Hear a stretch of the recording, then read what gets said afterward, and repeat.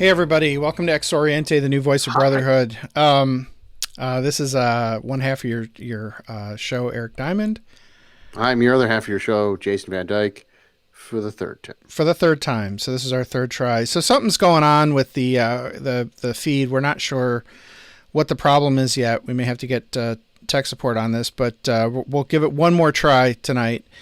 Um, but this is our first live stream to YouTube. And it's proving to be a little bit difficult, but we're gonna try to soldier on. So what we're talking about tonight is breaking out of the man box, and we were discussing that earlier, that I'd come across kind of an interesting set of studies on sort of manhood and masculinity, and this kind of relates to what we were talking about a few episodes ago. We were talking about toxic masculinity. If you remember in that episode, we talked about the Gillette company had put out a Super Bowl ad on toxic masculinity and the need to not engage in that kind of behavior. And we sort of talked about it, and but I didn't let it go, and so I've been kind of like I kind of feel like this might be a really interesting sort of issue that is germane to Freemasonry, but can help us, find and regain some social relevance in the fraternity. And remember, when we talk about social relevance, what we're talking about, we're not talking about changing Masonry to fit any sort of agenda. What we're looking for are, what are the problems in society now? What are the things in society now where Masonry, as it exists, has something to say and something to offer Mm-hmm. in Masonry? Absolutely.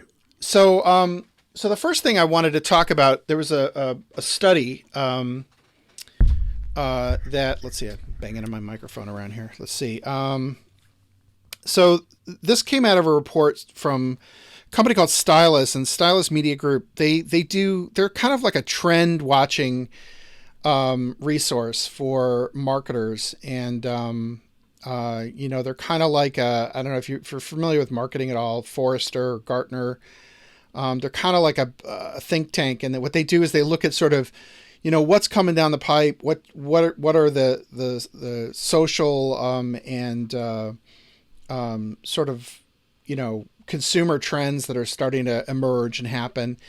And what we've seen is over the years, they've really accelerated. And so, we've been talking for a long time, starting with our generational Masonry shows about, millennials, and how millennials are going to be like really important and are really important to Masonry. But what's interesting is that, this year, Gen Z, which is the generation behind millennials, and actually Gen Z is a bigger generation than the Mm-hmm. millennials by about 15%, I think.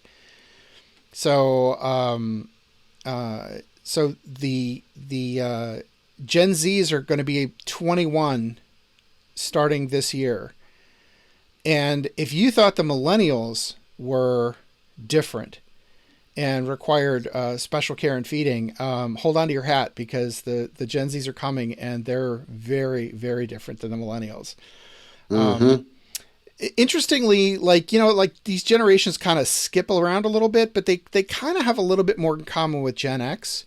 Mm-hmm. Um, Mm-hmm. but they're much more concerned with authenticity. They're much more media savvy. They're digitally native. They grew, in other words, Mm-hmm. whereas millennials, grew up with the emergence of the internet. Um, uh, the Gen Zs don't know a world that didn't have YouTube. You Mm-hmm. know. Mm-hmm. Exactly. And that's interesting to me. I think it's Mm-hmm. interesting because um, they they're the first generation who are going to be new media ready, you know, Mm-hmm. right out of the gate. And I think that speaks a lot to their desire for authenticity, um, which is really weird because you're right. That's a very Gen X quality. Um, and so I think it's going to be fun to watch the interplay between these generations now, Mm-hmm. because, in my opinion, I think Gen X is just a nearly failed generation. We screwed up pretty bad. Oh, I don't think Um, so. I would take issue with that. No, I really would. And here's why I say that. Gen X was the generation that, grew up not trusting any of the institutions, it's true. which is bad. That's bad. But the good part of it is that we learned to be very self-sufficient. And Right. so, we've kind of did for ourselves. So if you think about it, it was Mhm. Generation X that really kind of created the internet as we know it today. It's Right. true. It's true. But we did screw that up pretty majorly as well, by keeping it a wild west for too long, probably. Yeah, maybe.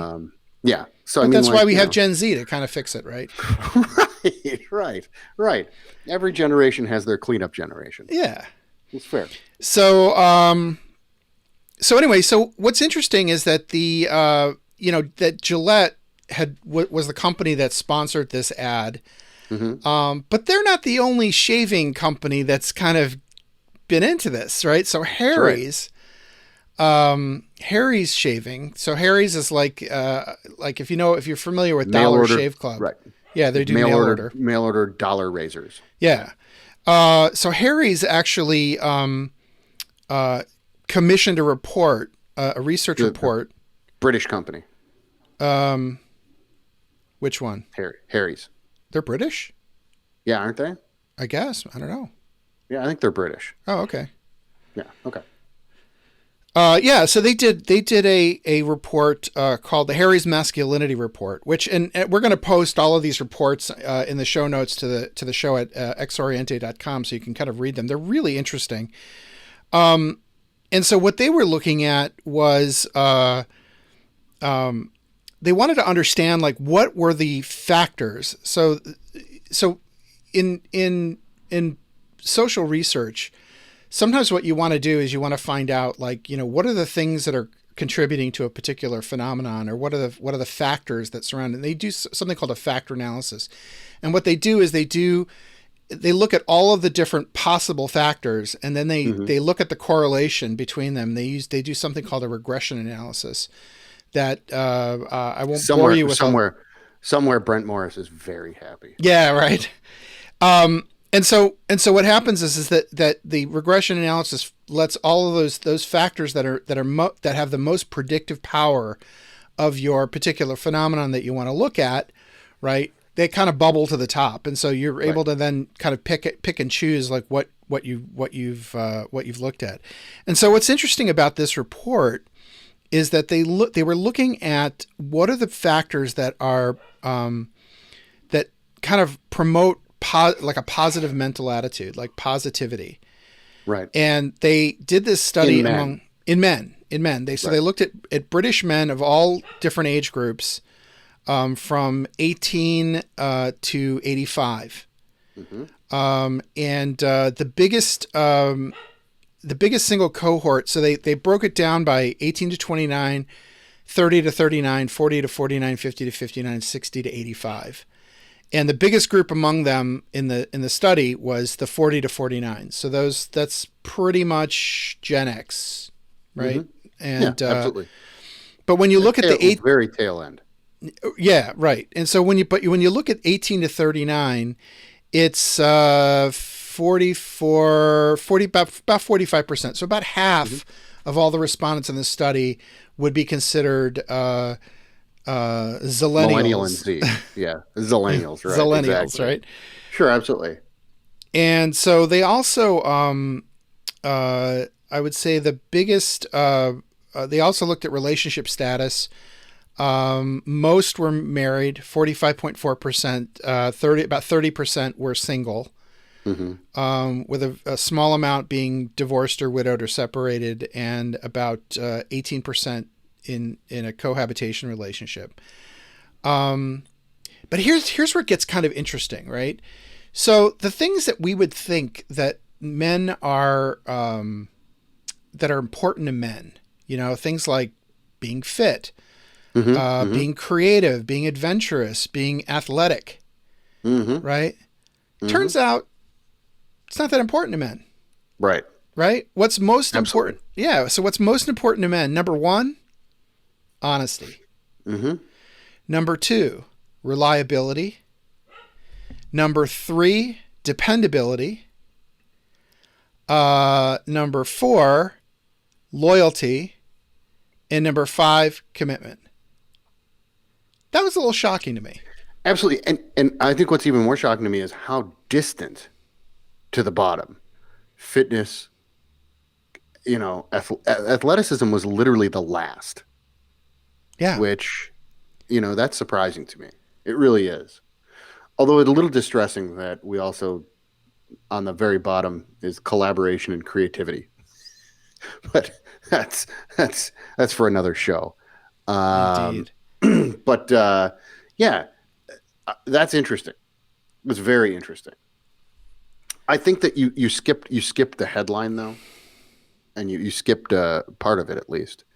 If you go back, you actually made a mark on here that is hilarious that you made it because I thought that, like, it popped out at me right away. Jason, we're losing the signal again. No. But I think I know what the problem is. I think I figured it out. All right, we're gonna go. We're gonna go off, and we're gonna come right back on. I'm not gonna run the credits again. Yeah. Okay. Yeah.